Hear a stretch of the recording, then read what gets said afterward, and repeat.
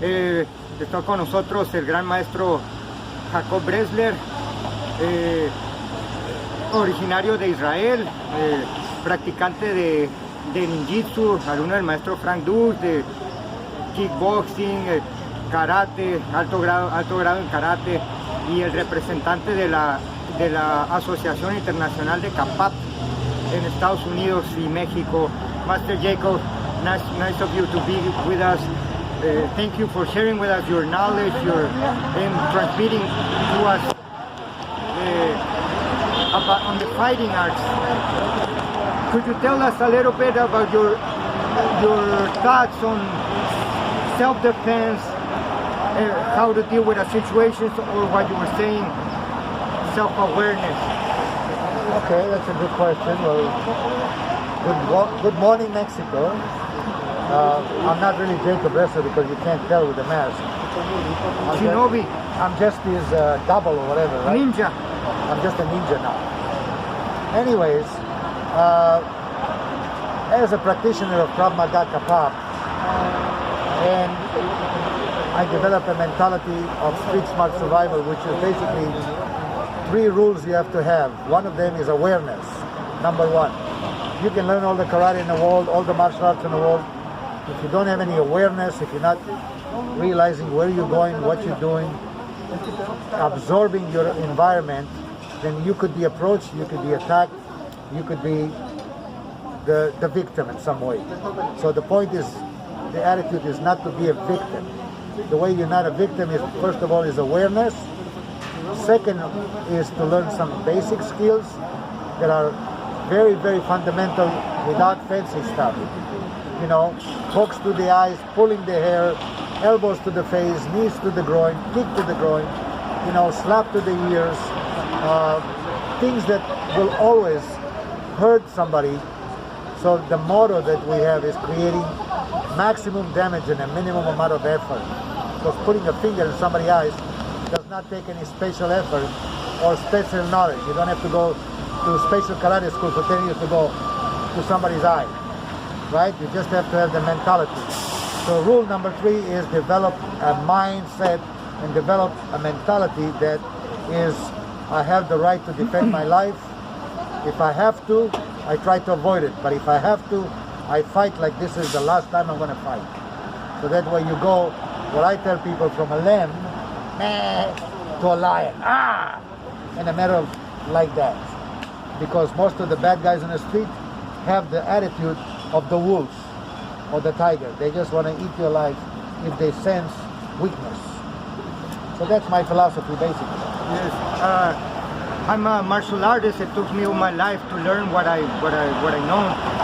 But for some people, could you tell us a little bit of how you simplify things and about the system you're developing, which could common people which don't have the time to invest a lot of years to get a black belt or get a certification in Krav Maga or Kapap, could benefit from your newly created system? Right. It's a very good question, because a lot of people in general believe that from movies or talking or seeing shows that to be very efficient in fighting, you have to have that karate mentality, go to school for 10, 15 years, get a black belt, be able to kick up to your head height, and do all those exercises that look fantastic. But all exercises, all karate, all fighting sports has the word attached to it called sport.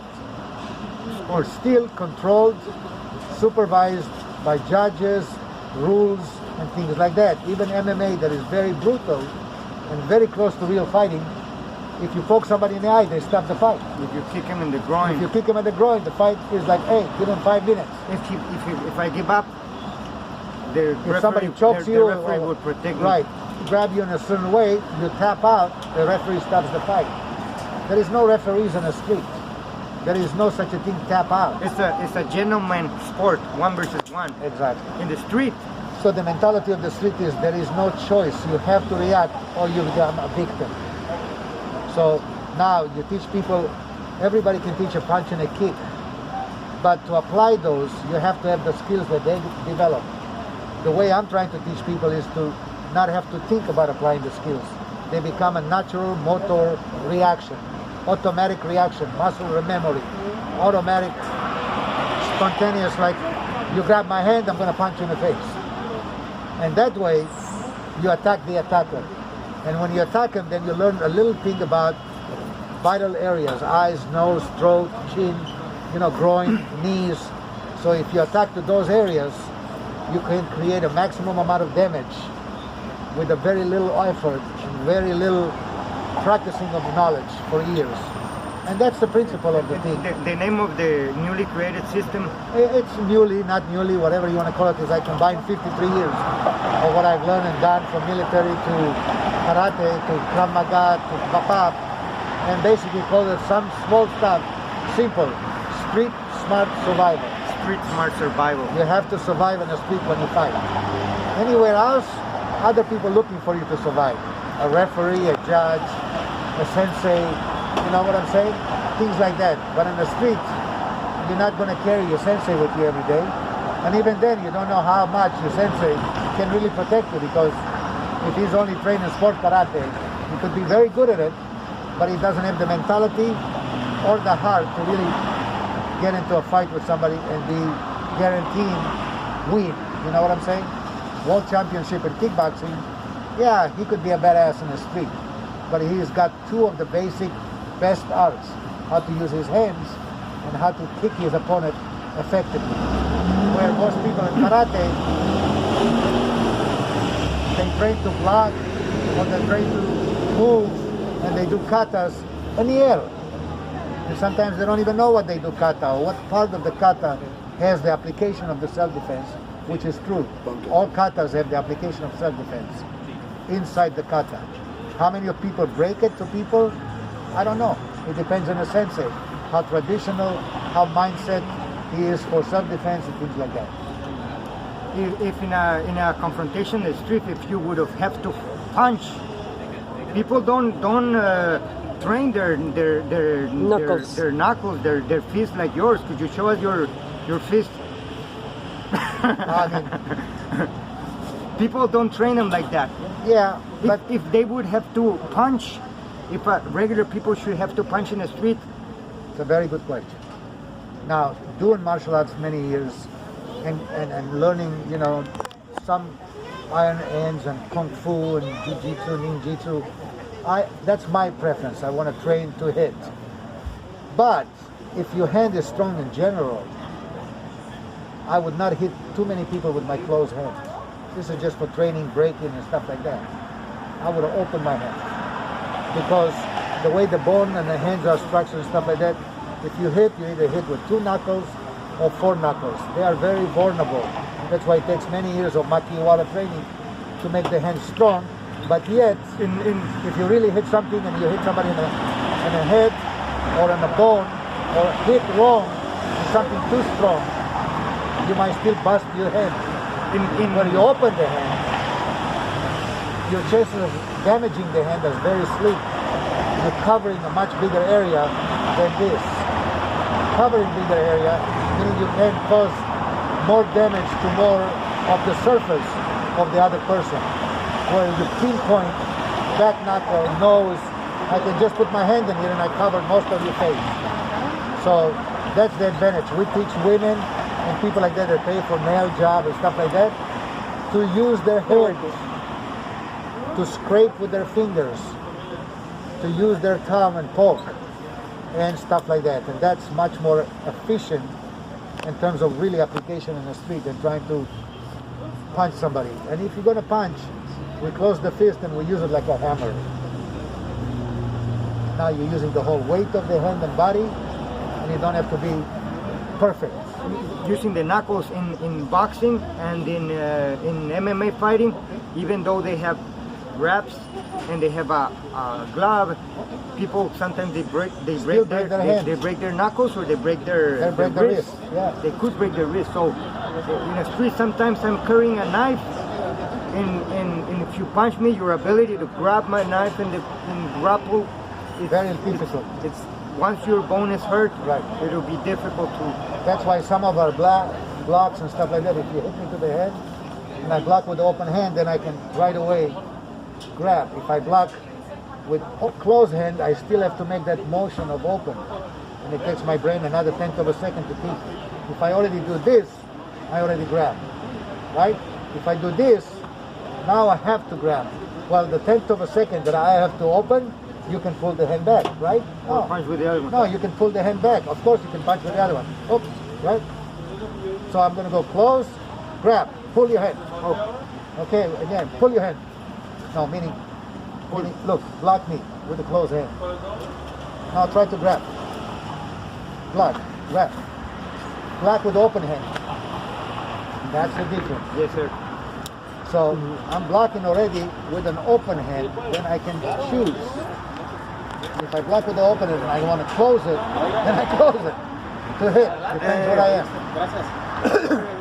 About carrying tools like how do you say, an equalizer. People, yes, like tell us a bit about most people carry knives. Yeah, Some people even carry weapons, even though they're not legal in Mexico, but they're not legal in a lot of places. But some people do carry weapons. So in terms of weapons, weapons are obviously a tool. If you're carrying a chair to fight, or you're carrying a knife, it's still a tool. It's still extension of your hand to fight with. The point is, for defense, for protection, you should have things on you that are easy to deploy. So I can take this out in a matter of a second, and now I got something to work with, something to block with. So the same punch to the head, right here, I'm working now with this. So you see I can block with this, and that stops the hand pullback. You know, I'm there. So I'm going here, and then whack, right there, and it's over with, you know. I can use the head of it for block, and now I go, boom, or pressure, right? Or things like that. So it all depends. And I have this trinket here, so if I have to, I swing it at somebody's face and a distance. It gives me that average of longer distance. So that's the point. You can do that, you can do, what is that? You know, this is actually a defensive hand. But when you hit with it, you feel it, right? And you can hit on the chin, and the eye, and the hand. Again, block, boom, right? And then go from here. You'll feel it. So, you know, there is a lot of things, but you can do that with any tool. Block, boom. So it's over with, you know. You can use that very simply. You can use this. Let me drink the coffee first. Sure. You know, you're sitting in the restaurant, the guy's punching you, you know, boom, hit him right there in the head. One stops, one hit, at the same time. So that's another thing that in the system that I kind of like found out that works better than a split is we don't block and then react. We hit and block and react at the same time. So you attack the attacker. You attack the attack. And you have that mentality that as soon as somebody gets into your zone of privacy, you just react. You have the right, God-given right, to react and protect yourself. At that point, you don't worry about the consequences. Now, people pulling guns on you and stuff like that, of course you have to be very knowledgeable in tactics, and you see that a lot of Krav Maga. Take the gun away, But that's not that easy to teach the average person.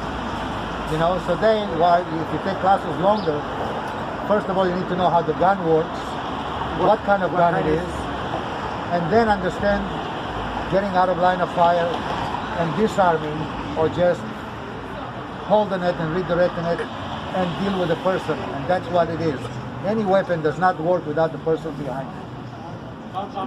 What do you think is better for self-defense? Pistol, which is automatic, cartridge and bullets, or revolver? I mean, it all depends what kind of jobs you really do. I mean, you know, if you're carrying a revolver and it's from a close quarters, a snot 38 is for close, 6 bullets. If you don't kill somebody with 6 bullets, you better not carry the gun at all, because then you don't know how to do it. If you have an automatic, it's a little bit more complex to deal with. Most of them have a safety, most of them have to be cocked, and so on, and they have a longer magazine, harder to deploy. But again, for those kind of things, you take special tactical classes. and you learn to use whatever weapon of choice you want to use. If you're carrying a knife around, it's a very dangerous tool. You should know how to use it. You should be willing to use it in a self-defense situation. Knife. A knife. You always carry a knife, even in Mexico, going back and forth. Well, I'm used to knives. I've had them from a young age, and I'm comfortable around them. But you know, when I pull a knife out, for me, and it doesn't take me that long all the time, dispense of shit, is I don't always have to open it. Again, a knife is part of a tool. If I just hold it in here and I hit somebody, you'll feel it, especially if I go for the head. If I go here and hit you with that, you'll feel it. If you grab me with the hand and I go block, right, and I go, oof, you'll feel it. You know? You feel it. So for me, if somebody's trying to attack me again, I block and I hit to the face with it, or I hit to the face with it, and they'll know to stop. And if they want to continue, and then if they pull a knife, then I can have an equalizer, my own knife. So I use the knife as a last resort. Last resort is I'm going to use the knife first as a defensive equalizer, and second, maybe to fight. If it's more than one guy, then I have the right to defend my life, because two guys can kill you. Then, you know, the consequences of what happens if you stab a few guys, like anything else.